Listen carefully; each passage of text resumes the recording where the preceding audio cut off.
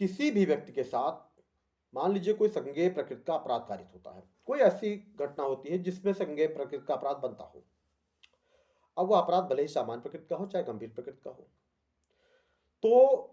जब वह पीड़ित व्यक्ति न्यायालय में अपने अधिवक्ता के माध्यम से 156(3) सीआरपीसी में प्रार्थना पत्र देता है और न्यायालय से यह अपेक्षा करता है कि न्यायालय संबंधित थाने के भारसाधक अधिकारी को यह आदेश करे कि इस मामले को एफआईआर के रूप में पंजीकृत करके और इस पर इन्वेस्टिगेशन शुरू करे, तो मजिस्ट्रेट या स्पेशल कोर्ट का जो भी पीठासीन अधिकारी है, वह प्रार्थना पत्र प्राप्त करने के बाद उस पर पुलिस थाने से रिपोर्ट मंगवाता है और रिपोर्ट आने के बाद अगर मान लीजिए मजिस्ट्रेट उस पर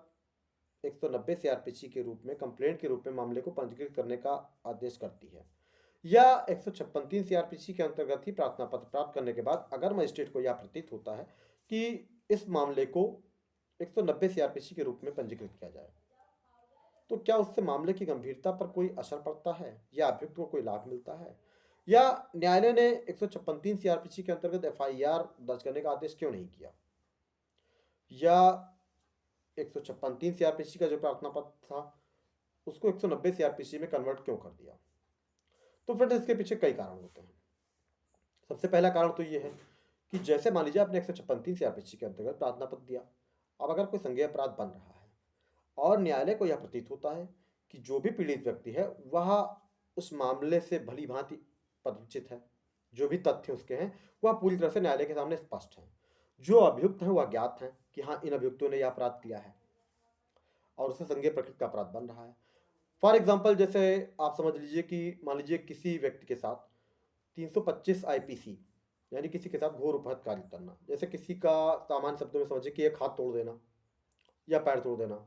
अब जो पीड़ित व्यक्ति था उसने थाने में प्रार्थना पत्र दिया, उसकी एफआईआर दर्ज नहीं हुई, लेकिन उसके बावजूद उसने मेडिकल कराया और 156(3) सीआरपीसी में प्रार्थना पत्र दिया। अब उस मेडिकल में ये बात आई कि हाँ इस व्यक्ति का हाथ टूटा हुआ है और जो अभियुक्त है वह भी ज्ञात है कि हाँ इस व्यक्ति ने हाथ तोड़ दिया है। तो ऐसी सिचुएशन में न्यायालय हो सकता है कि 156(3) सीआरपीसी के अंतर्गत एफआईआर पंजीकृत करने का आदेश संबंधित थाने के भारसाधक अधिकारी को न दे। आपने भले ही प्रार्थना पत्र 156(3) सीआरपीसी में दिया था, लेकिन उसको एज ए कंप्लेंट रजिस्टर करके और आपके मामले को परिवाद के रूप में सुने। क्यों? क्योंकि तथ्य आपको ज्ञात हैं कि जो घटना हुई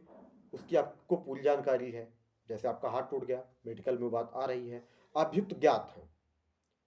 अपराध क्यों कारित किया गया ये बातें भी आपको, जो भी कंप्लेंट है परिवादी है पीड़ित है उसको पता है। तो ऐसी सिचुएशन में न्यायालय 156(3) सीआरपीसी में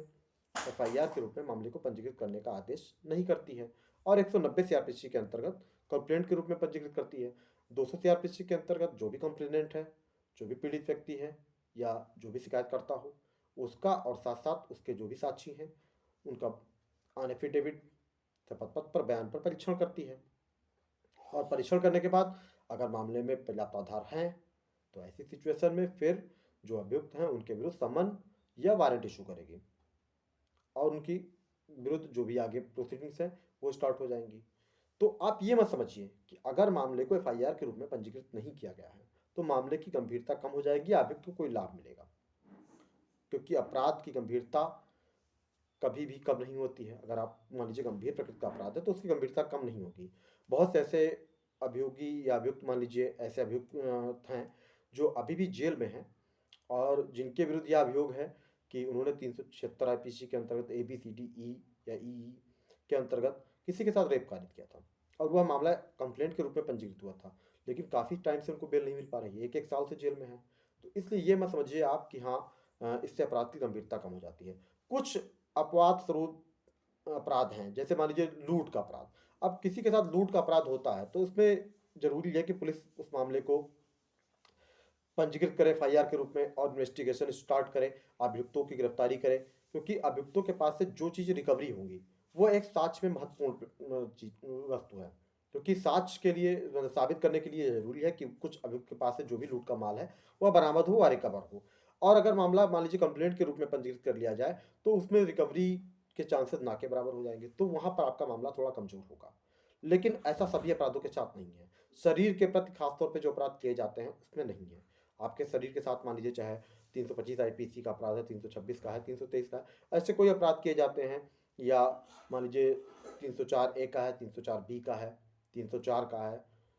307 का है, 308 का है, 302 का है, कोई भी ऐसे अपराध हैं, तो ये अपराध इनकी गंभीरता कम नहीं होती है, क्योंकि अपराध शरीर के प्रति किए गए हैं। तो अगर जो भी जैसे मैंने बताया कि अगर खैर जो 302 आईपीसी का अगर मान लीजिए अपराध कहीं है, तो पुलिस उसको तो खुद ही पंजीकृत कर लेती है। उसमें आपको न्यायालय भी आना नहीं पड़ता। 156 सीआरपीसी के अंतर्गत भी आपको प्रमाण पत्र देने की आवश्यकता ना होकर 154 सीआरपीसी में भी वो अपराध पुलिस पंजीकृत कर लेती है। लेकिन अन्य जो अपराध हैं उसमें पुलिस अगर मान लीजिए नहीं पंजीकृत करती है और न्यायालय उस पर 190 सीआरपीसी के अंतर्गत एज ए कंप्लेंट रजिस्टर करने का आदेश करती है, तो भी आप यह मत समझिए कि हाँ उस अपराध की गंभीरता कोई कम हो गई या अभियुक्त को उसका कोई लाभ मिलने वाला है। उससे अभियुक्त को कोई लाभ नहीं मिलने वाला है। हाँ, ये थोड़ा-सा है कि जो पीड़ित व्यक्ति है, उसको कहीं न कहीं न्यायालय की एक लंबी प्रक्रिया से गुज़रना होता है, जिसमें कभी-कभी काफ़ी समय लग जाता है। तो बस केवल यही इतना एक अंतर है। तो फ्रेंड्स ये ध्यान रखिए